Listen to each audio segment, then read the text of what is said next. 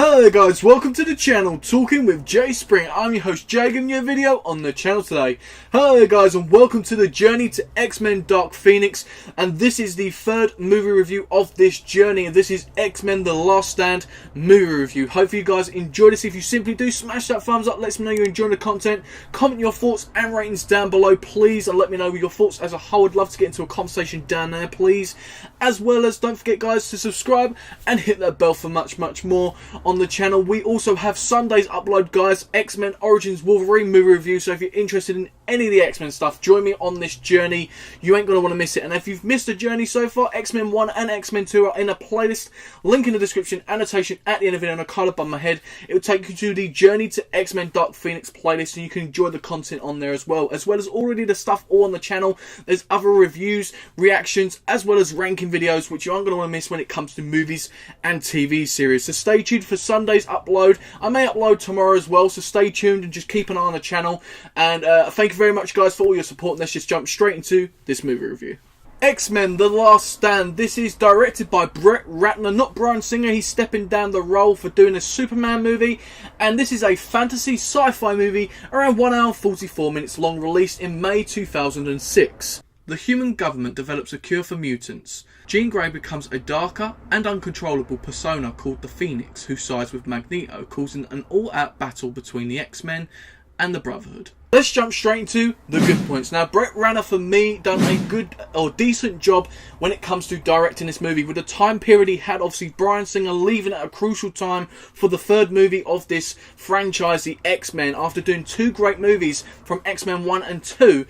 And I think he done a decent job to even make it even enjoyable and still sort of maintain some of the impact from the first two movies. The first half of the movie was very good. It had some good action sequences, some good special effects, and I think there was some good story elements to this. Now, one of these is being the kid who has the cure, the power that he maintains, basically giving the government the option for the cure. And it made some interesting decisions with the story of choosing to be a mutant or choosing not to be a mutant, or even taking the cure or not to be a cure. This obviously led to Rogue obviously choosing whether she wants to or not in this movie.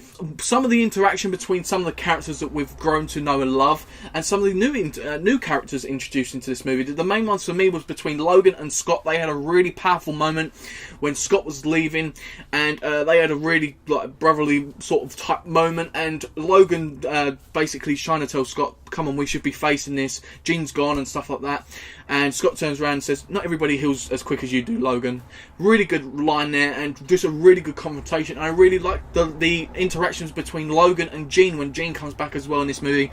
They have some really good interactions between each other and have some great connection on screen. As well as the fight between Iceman and Pyro, I think that was absolutely awesome. I've been waiting for this moment because Pyro's been the cocky one out of the two and Bobby's been holding back, and I've really been looking forward to this moment, and I think they executed this perfectly. The president and his son, who also turns into Angel in this movie, was quite cool. A bit random, but still quite cool.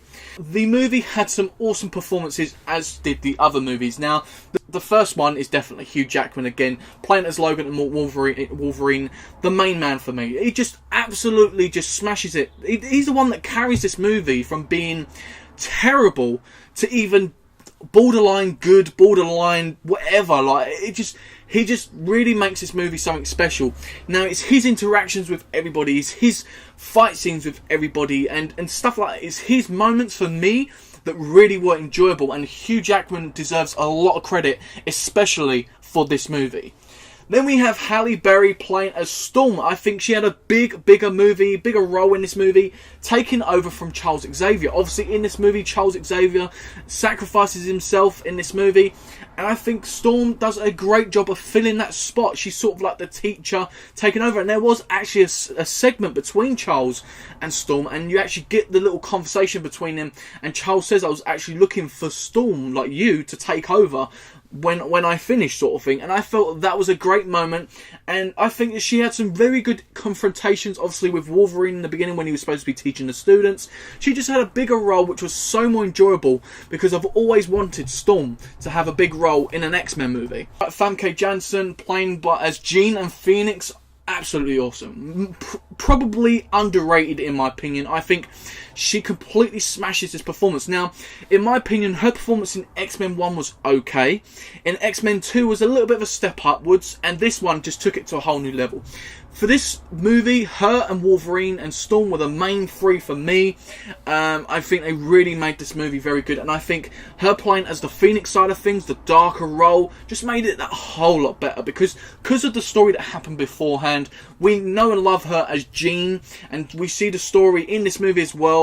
I just think overall as a character, she was very built well throughout the movie and had a big impact. Kelsey Grammer as the Beast, I think he done it was the perfect fit for the role personally, and he was very human relatable. I really liked that because you could tell, just like in the newer ones, he didn't want to be the Beast, but he's accepted being the Beast, and sort of semi-accepted, should I say. I really like that because if we was in his shoes, we could sort of relate to that and connect with him, and I really like connecting to actors and characters on the screen.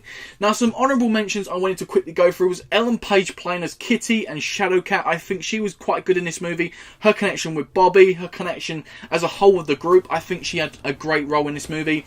Shawn Ashmore as Bobby and Iceman, I enjoyed him a whole lot better in this movie, and I thought he'd done a decent job. Patrick Stewart as Charles Xavier, he's in the honourable mentions for me just because he wasn't in the movie enough. I think he's still done a good job when he was on the screen.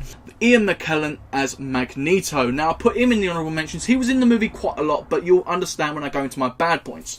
I still think he deserves an honourable mention because he's such a class actor. He brings his presence on the screen, and in the first half of the movie, he does a great job. Now on to the bad points. Now, the bad points about this movie, and the direction this movie was going in general, was all over the place. There was just too many stories. It was unbalanced, felt rushed, emotionless. It felt like there was one story, then there was another one, then there was another one, and it just felt just too cramped for me. It just felt unenjoyable half of the time. Really, it was. There's nothing at stake in this movie as well. It just took all the drama from the first movies and chucked it out and just focused on the action sequences. One thing I didn't get as well was with one of the action sequences, especially at the end, you know where Wolverine is going up to Jean and his body's being decomposed. He's taking all that and he's healing as he's doing that.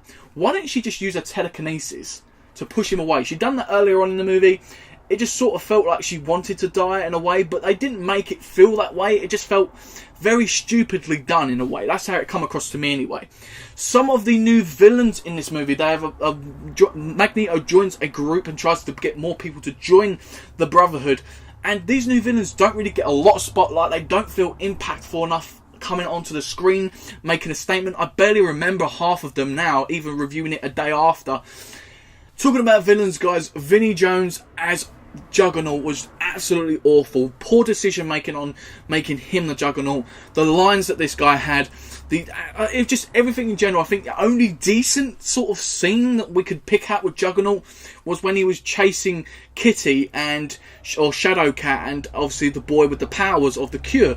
I think that was probably the only sequence I can really pick out and say it was decent enough. The humour in this movie just fell flat for me, definitely. It was especially the witty lines from Magneto in this movie had some really poor lines, really, and that's going on to my next one, Magneto. He was just made a joke in this movie. Now, he's been built up all the way through, and especially in the first half of this movie, he was built up quite well, and then suddenly he became a joke. As soon as he got Jean on his side, he felt cocky, it just weren't right. Even though Magneto can be a little bit cocky and obviously confident and stuff in himself, it just came across really stupid. Script and the dialogue, I felt it was very poor in this movie, as well as some of the pacing in this movie as well. It just fell flat for me. Some of it was just all over the place. It just really was disinteresting. And Rogue's story in general, yes, it had some interest in it, but it was quite agitating. It was understandable, but just disinteresting, really. I can understand why she wants the Cure, but the way she was going around it, she was getting jealous of Bobby and Kitty, and it was just everything as a whole with the story just really bugged me a little bit with Rogue's story, because coming from their first two movies, she had a big statement, really done well, and then suddenly she became this jealous schoolgirl, which really put me off of the character.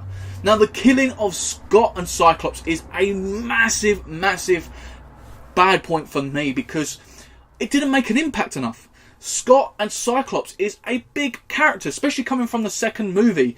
It wasn't a big impact. Suddenly he was on the screen, we was feeling his pain and his grievance and his loss, and suddenly he's gone because Jean's back. Now, I get it, but it just didn't impact the screen enough. This is an emotional death. This is someone big. This is one of the X-Men. And it just wasn't utilised correctly, in my opinion. This was one of the most things that made me angry about this movie. Which, going on to my last bad point about this movie, is, just don't get me started with the post-credit scenes. Magneto gets his powers back after having them taken away in the movie, and Charles's mind, Charles Xavier, is in somebody else's body, which is apparently a brother or something I'm hearing. Just don't get me started. I'm not even going to go on any further in this one. So guys, it's rating time. Let's have a look what the critics had to rate this movie. We have Rotten Tomatoes giving it a 58%, IMDb giving it a 6.7 out of 10, and Metacritic giving it a 58. My rating for this movie is a 6 out of 10. This is borderline. That's pretty good. Now guys, this movie felt a very big disappointment to me. Coming from the first two movies, it took a big down step for me. I love these characters, and they're the reason really that this movie got over the line into the borderline good category. Some of the performances and some of the storyline aspects, I can see potential with this. That's what really guts me. And I would watch this movie every now and again. I wouldn't go out of my way to watch this one. I'll definitely watch some of the other X-Men movies more than this one. As I said, I see its potential, but Bryan Singer should never have left. He should have made this final movie as a trilogy and made it a big impact going forth in the X-Men franchise. So guys, a 6 out of 10 for X-Men The Last Stand from me. Don't forget to leave your ratings and thoughts down below in that comment section. Smash that thumbs up button, subscribe, and hit the bell for much more. You ain't going to want to miss the content coming on the channel. Don't forget, Sunday, X-Men Origins Wolverine review will be up on the channel. Stay tuned for that. And a video possibly coming up tomorrow, guys. If you have any requests, don't forget to leave them in the comments as well. If you want to hit me up on social media, links in the description for that as well. As well as that playlist to Journey to X-Men Dark Phoenix will be down there, and at the end of the video as well, you can click on that as well. So guys, I've been me, you've been you, and I'll see you next time on Talking with Jay Springett.